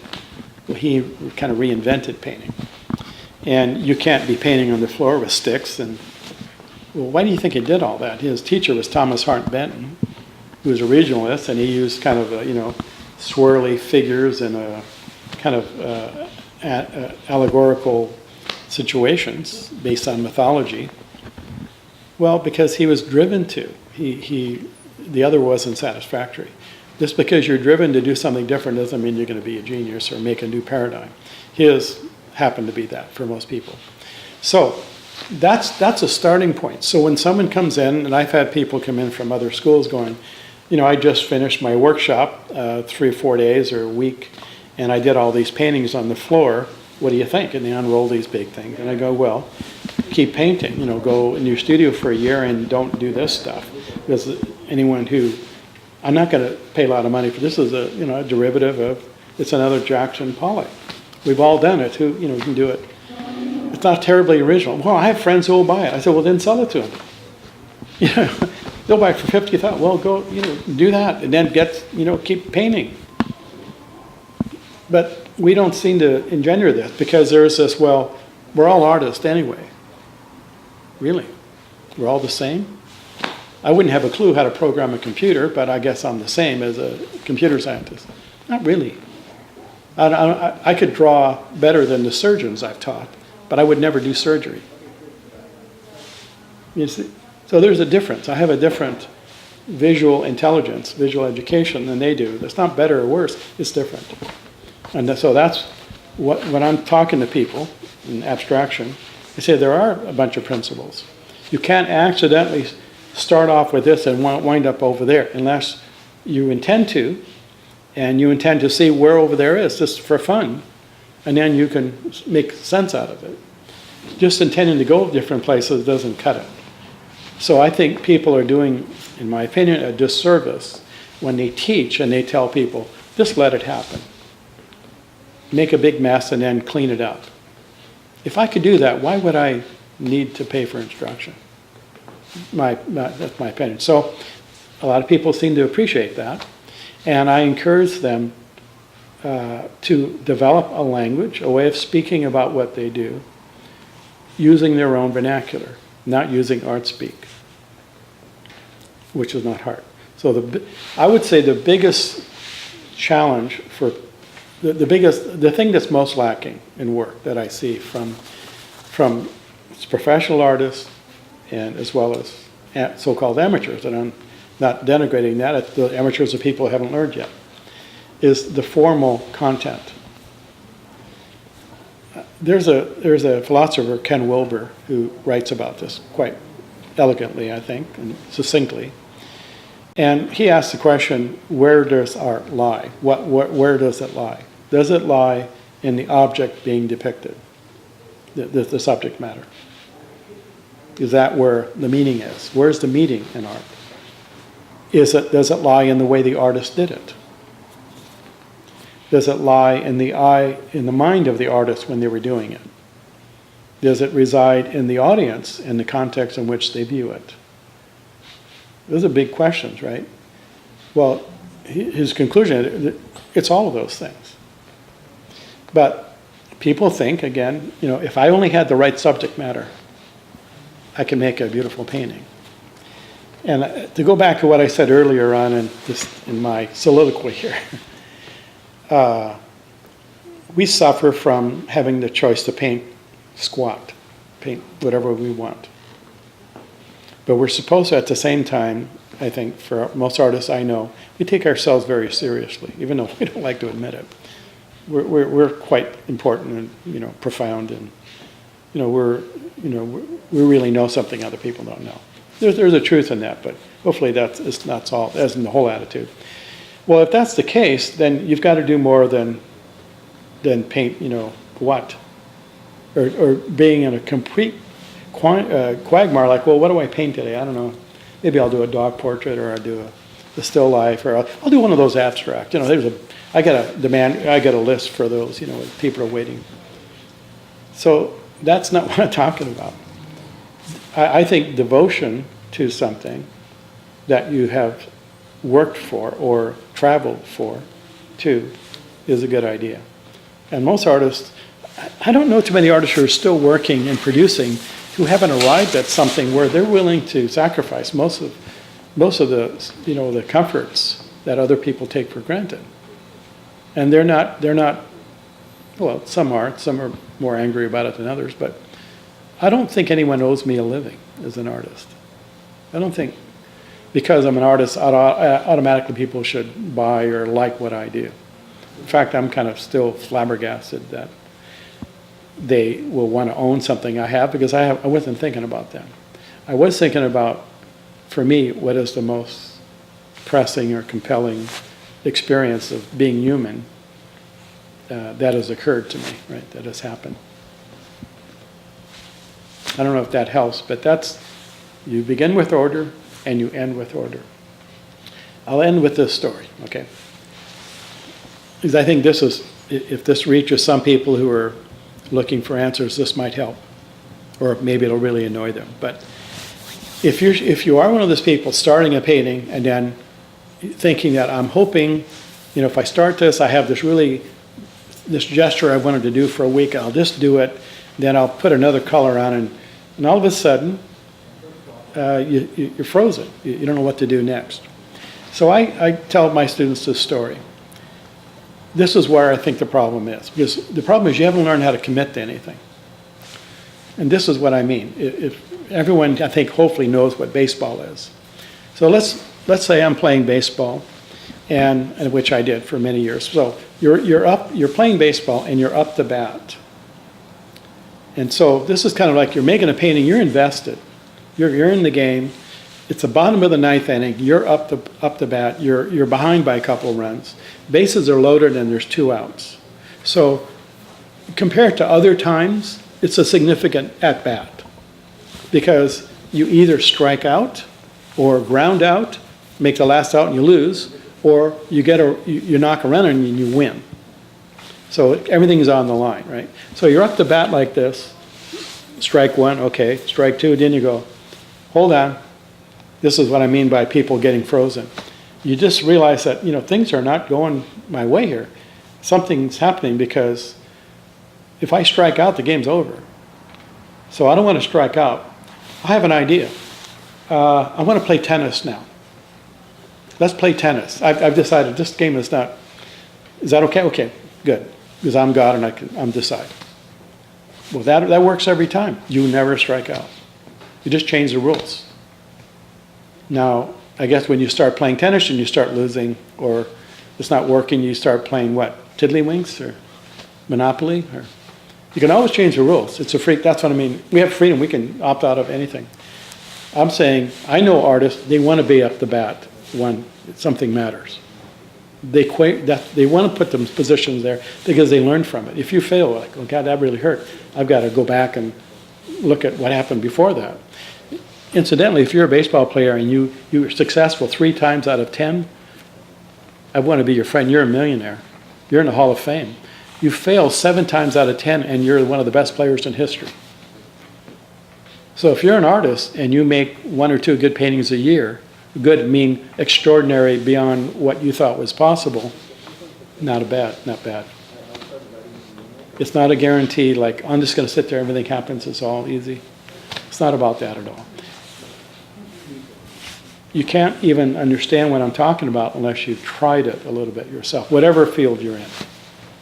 This is what I get out of what I hear the architects doing, what they have to put up with or sacrifice, and the body of knowledge they have to have about not only what looks elegant and what's the best human kind of solution to this problem of space, but is it to code? Is it going to meet the variances? Is it?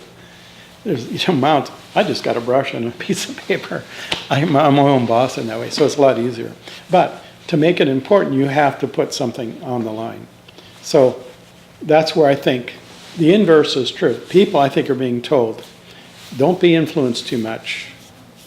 Let it all happen. And then, keep taking risks, keep trying things. And I look at them, I go, well, because they don't know what's possible, they have very little skills, visual skills. They don't take a lot of risks because the things that they might be interested in, like making something work spatially, they haven't a clue about perspective or how to coherently construct a space. They rationalize and say, well, no, it's not my style. I don't want to, my style is kind of goofy and idiosyncratic. And my teachers told me it's quite unique. And I say it's the inverse. The more knowledge you have, the more risk you can take because you have the confidence to go outside with, again, what people find difficult. You say, well, I get there easily. Now I want to go further. You have a vocabulary, a tool, a bag of tricks or methods that you can use to keep interested, keep exploring, as opposed to, well, no, I don't want to do any of that. I just like this. So from my experience, students they all say, well, I always tell them you're your own best teacher, but on the other hand, you're your own worst teacher. If you only do what you like to do, then again, why are you paying money for it? But you're not going to learn too much. My job is, I see as a teacher, is to help you look at questions or consider things that you wouldn't have ever thought of yourself and didn't have the knowledge or the awareness to ask those questions, right? So it's kind of like, it's a crazy job to have as a teacher. I got to make people really uncomfortable. And I have to help them unlearn a lot of the half-truths.